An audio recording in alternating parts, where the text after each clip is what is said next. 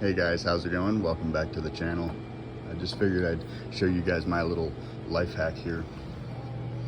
This is my Honda C125 Super Cub, and I've done some modifications, and as you know, every modification you do on these bikes is tremendously expensive, including this rack right here. This is probably close to 200 bucks for this thing. This bag, yeah, sure, custom fit, pretty water secure, but it was close to $80 or $90 after shipping and everything. Absolutely ridiculous. I got the back rack here with the seat and the foot pegs underneath here. That was $280 for that whole kit. Pretty incredible. So by the time I bought all that stuff, and I bought the rack for these racks for the saddlebags, for the bags or boxes or whatever you want. So I got tired of spending so much dang money, and a good set of boxes were going to be, $300-400, and then a good set of bags, it's hard to find something decent quality. So what I did instead was I went to Home Depot, and I just looked around and I saw all sorts of options as far as the boxes they have there, the pack out boxes, and I could make a variety of things work, but it was too complicated to figure out, and it'd be too hard to put on and take off. So I was like, I need a quick temporary solution. This was actually when I was about to go on a camping trip, and was like, okay, I need some sort of storage. I went to the Honda dealership. Believe it or not, they did not have any storage solutions. They were like, oh, we can order it. Went to Harley Davidson, not a single one. Not even a single universal throw over saddlebag at a dealership. It was poor people. If you don't know, dealerships are a hellhole, not only for the customers but also for the people who work there. So I went to Home Depot and I got these bags right here. Believe it or not, they were $7 and change each. After taxes, call it $8, $9. So under $20. And I got myself some saddlebags. These are the 12-inch bags, 12 inches from there to there. They sell them in 15. They also sell them in 18, but they get too big. They get so big that you can't get your foot on that foot peg, and they're just too bulky. And I'm finding that even this little bit of storage, I call it a little bit, it's a lot. Now, just so you know, they have these in other brands. This does not have a brand. This was like the HDX or whatever, so brandless. So I guess I'm taking the risk on quality versus getting a Milwaukee bag or a Husky bag. Problem with the Milwaukee and Husky bag for me was that they're bright red, and I think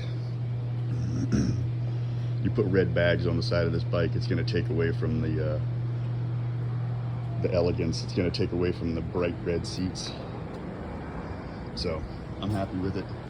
You'll see what I use this bike for is I'm a handyman and just a general worker, laborer for life, hopefully not for life. Anyway, open up this bag. I got this thing's a cool toy. This saved my butt. Let's say I need to hang a picture and don't have a level. This is actually a folding level. It opens up beyond 3 feet. I can't carry a 4-foot level on here, and I darn sure I can't even carry a 2-foot level. This one's bigger than a 2-foot level and way more compact. I highly recommend this level. And then on this side, I'm able to store all my rain gear, and I have plenty of extra space. And the more you pack these things, the more they fluff up. And not maybe they don't look as good, but they'll you fluff them up and make them big enough. If they're empty, they're closer to the exhaust guard. But I've had it touching the exhaust guard and it hasn't had any issues. That guard works pretty well. That's what it's for. You might be wondering what I use to strap it down. I'll show you. This right here. They sell this in 2-packs at Home Depot, right by the bungee cords and all the other tie downs. This was, I believe, $9.99 for a 2-pack. There's 2 different kinds. You're gonna have them with the plastic, or you're gonna have them with the metal. The metal is rated for much higher strength, but I guess you're taking the risk on, you know, scratching this if you do not set it up right. So the easiest way, you might be wondering, how in the world do you attach that to that? What I did actually was, oh, hopefully you can see this. All right. So I take this strap. This is the handle here, and I basically tie the strap around the end of the strap there, and I pull it.